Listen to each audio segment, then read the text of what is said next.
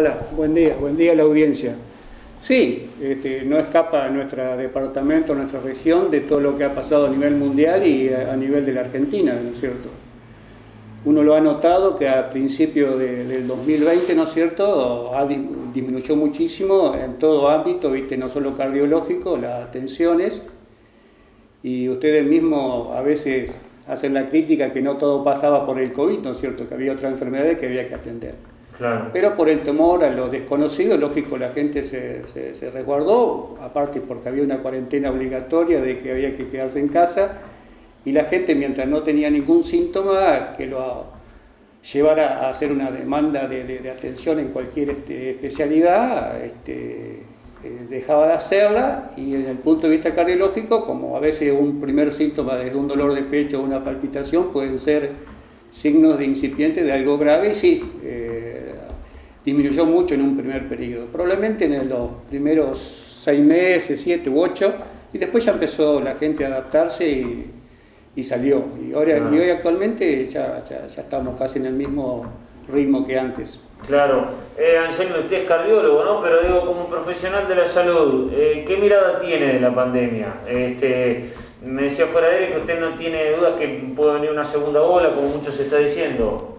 Sí, la segunda ola es inevitable porque nosotros estamos viviendo, ¿no es cierto?, propiamente la primera pandemia, ¿no es cierto?, pero en las anteriores que uno ha leído siempre están las olas subsiguientes, ¿no es cierto?, y a veces más de 2 olas, 3, y que lógico que este virus, y más allá que ha sido en forma general durante todo el año, porque se perpetúa a través de nosotros.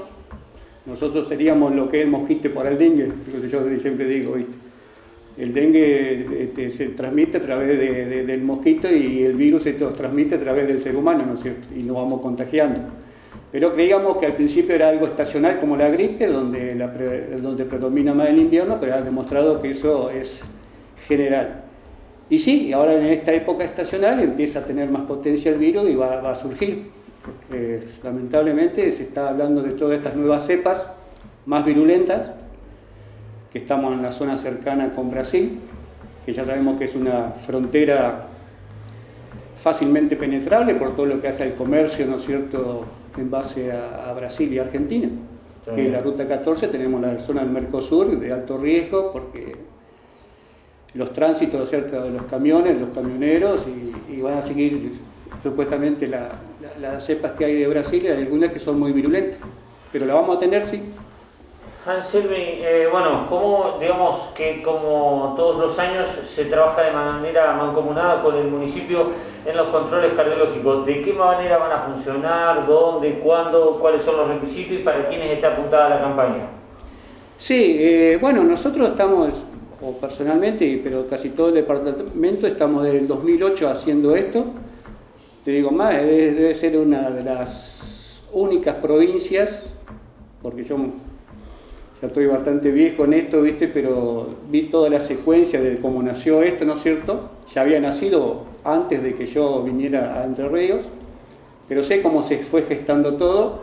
Es más, una vez salió la publicación de esa en un congreso, ¿no es cierto?, que fue el Ódolo, que es de médico deportólogo y cardiólogo de Paraná, de la costa del Paraná, a presentar, ¿no es cierto?, la planilla que todos estamos habituados a llenar, y ahí en el Congreso, en la charla, realmente la única provincia que tenía en forma provincial, valga la redundancia, los chequeos de salud deportivo, y era la única, ¿no es cierto? Ahora, está dirigido a todo lo que hacen deporte, ¿no es cierto?, de los chicos de 8 años de edad hasta la gente mayor, y en este momento en el departamento que uno trabaja actualmente estoy trabajando en los 2 municipios, San José y Villa Lisa.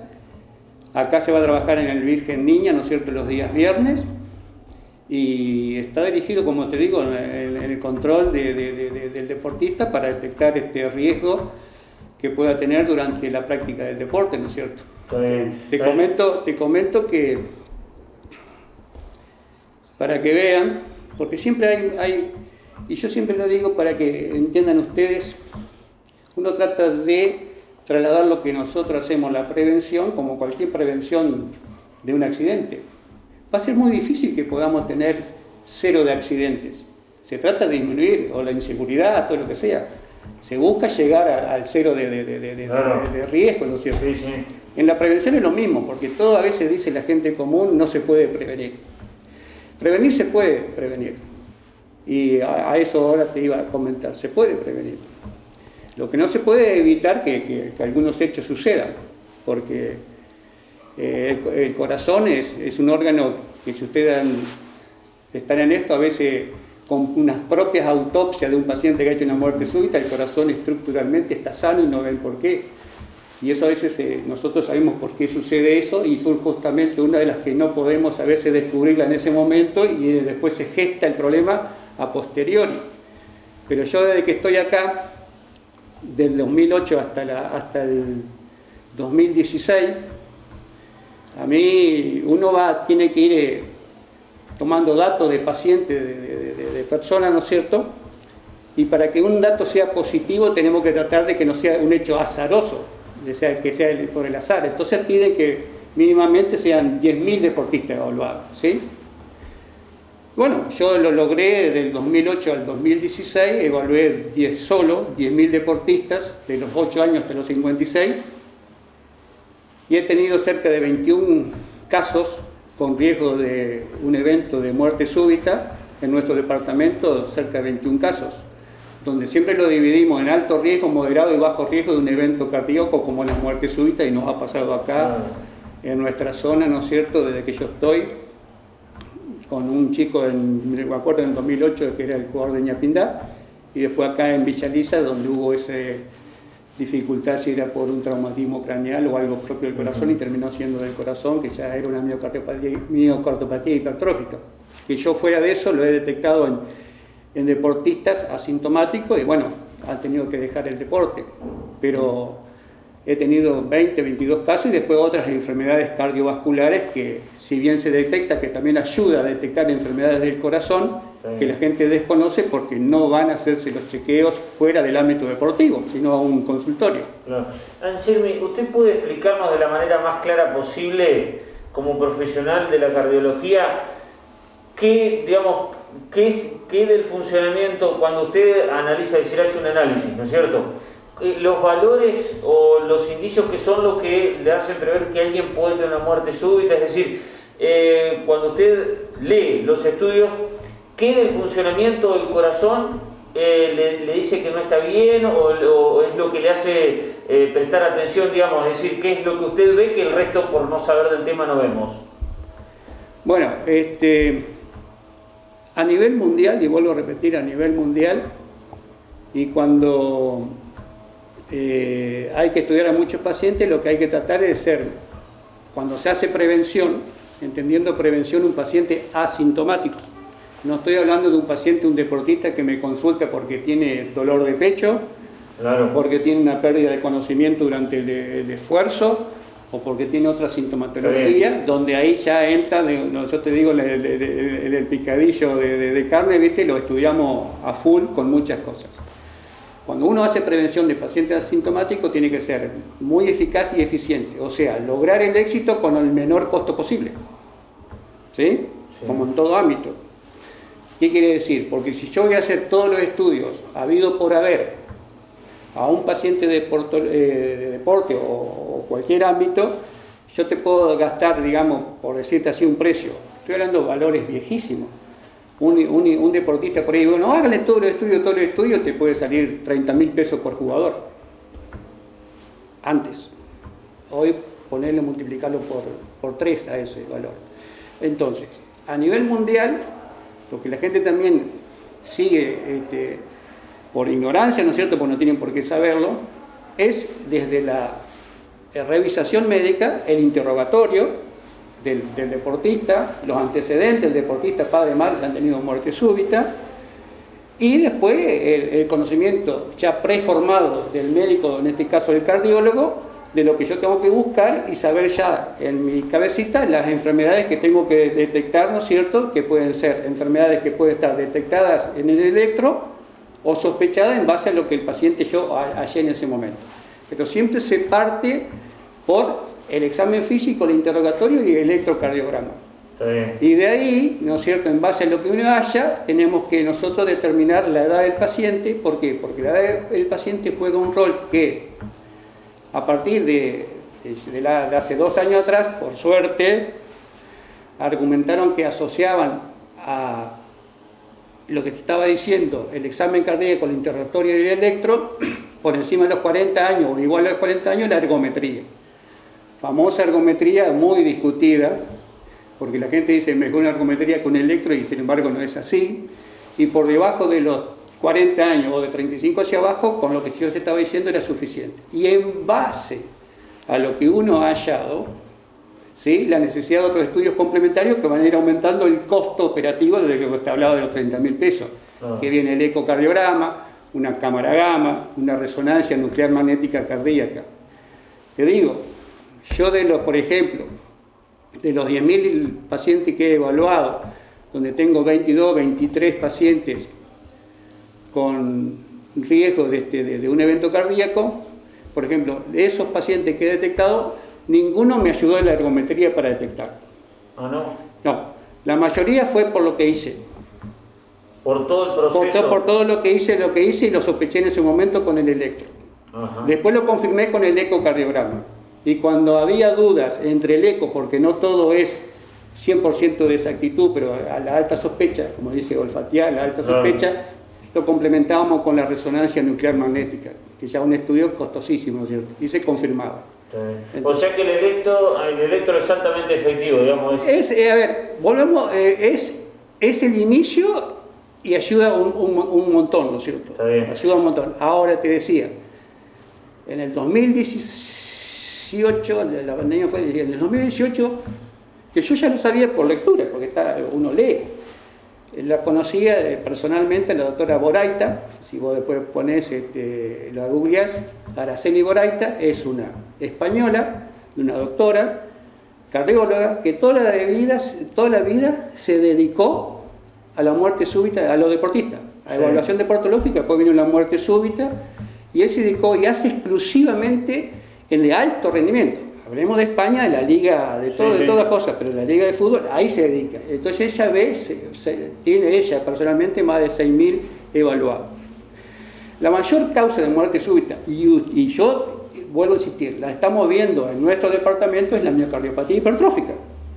Lo que pasó con el de Villaliza, Micael Fabre, Fernández se descubre porque como es una enfermedad familiar, genética, y a veces familiares lo tiene, el de Fernández se descubre porque yo había descubierto otro chico de 10 años de edad con una miocardiopatía hipertrófica, hice estudiar y ese Fernández tenía la miocardiopatía hipertrófica, se le prohibió jugar, pero él, también somos imbatibles, yo si muero dentro de la cancha, bueno, murió en la práctica, ¿sí?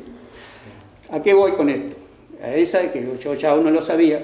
Boraita, la miocardiopatía hipertrófica, que es un engrosamiento de la pared, ¿me explico? Entonces vos ves con la ecografía. ¿De la pared del corazón? De la pared del corazón. Entonces es como la pared de tu casa, que en lugar de ser de una sola hilera de derecho, le hiciste de 3. ¿Me explico? Eso lo ve la ecografía y el electro también, con alta sospecha, ¿sí? Se hace la ecografía y te hace el diagnóstico confirmatorio. Bueno, vos para llegar a esto, por ejemplo, milimetraje que te lo asevera, el electro se anticipó 6 años antes y lo descubre antes el electro. Mire usted. Y eso uno ya lo sabía por lectura, porque uno lee. Anselmi, lo último para cerrar. ¿Hay hábitos del diario vivir que ayudan a mejorar la salud del corazón? Sí. Ajá. ¿Qué cosas podemos...? A ver, ajá. Creo que ya lo sabemos todo y es reiterativo, ¿no es cierto? Ajá. Es muy reiterativo, y una vez creo que lo he hablado con vos cuando me hiciste la entrevista, de que había una nueva entidad que es la enfermedad vascular acelerada. Ah, sí, claro. Bueno, claro. La verdad que hablábamos de eso, sí. Ahora me acuerdo, sí. Es la enfermedad vascular acelerada, y ustedes han tenido, no hace mucho, un paciente que murió de una muerte súbita con 58 años de edad, acá, fuera del ámbito deportivo. Y yo me aburrí de mandar el año pasado paciente entre los 40 años y 62. ¿Viste la ola del virus? Bueno, las enfermedades cardiovasculares, y después Fernando Boto, un colega que lo conozco, hablaba de lo mismo también. Hay un periodo de entre los 40 y 60 años, 65, donde hay muchos accidentes de placa, se llama accidente, y el paciente puede debutar con un infarto agudo de miocardio, ¿sí? O muerte súbita. Y después hay como que se vuelve una meseta y lo volvemos a tener a los 75, 80 años. ¿Me explico? Sí. Pero este de 75, 80 es porque hizo toda una vida sana y después por el envejecimiento. Es como tener vos en tu casa, hiciste una casa con 80 años y un día vas a esperar que cuando abra la canilla no salga y entonces alguna cañería se está tapando. Sí. Pero no por eso no cumplió su ciclo. ¿Me explico lo que te digo? Está bien. Distinto que sea a los 40 y 60 años, que ya hiciste una casa, abrís la cosa y hace blup, blup, blup y está tapado. Pero ¿cómo si recién está hecha? Bueno, esos son defectos por, en ese caso, una mala calidad del producto. Compraste mala calidad. Nosotros porque adelantamos el envejecimiento de nuestra arteria. Claro. ¿Por qué? Por los malos hábitos. ¿Cuáles son los malos hábitos? Cigarrillo, sedentarismo, ¿sí? La falta de caminar. Sedentarismo, la obesidad y problemas genéticos como es la hipercolesterolemia familiar, o sea, el colesterol alto. Claro. Pero dentro de los dos fundamentales, el sedentarismo y el cigarrillo son dos fundamentales y la hipertensión arterial, lógico, no me quería olvidar de eso. Entonces vos cuando haces ese combo de posibilidad de tenerlas todas juntas, más acelerás el proceso de envejecimiento. Esa enfermedad vascular acelerada se denomina aquella cuando tu edad cronológica, tengo 40 años, pero tu edad biológica arterial tiene de 70 ya. Entonces empezás a hacer los accidentes de placa y los infartos. Y o muerte súbita. Anselmi, muy amable, muchas gracias, muy interesante, un gusto conocer y de esta manera también generar prevención a través de nuestro medio a la gente. Muy amable. No hay por qué, y bueno, disculpen cuando a veces no nos podemos encontrar por el problema del trabajo.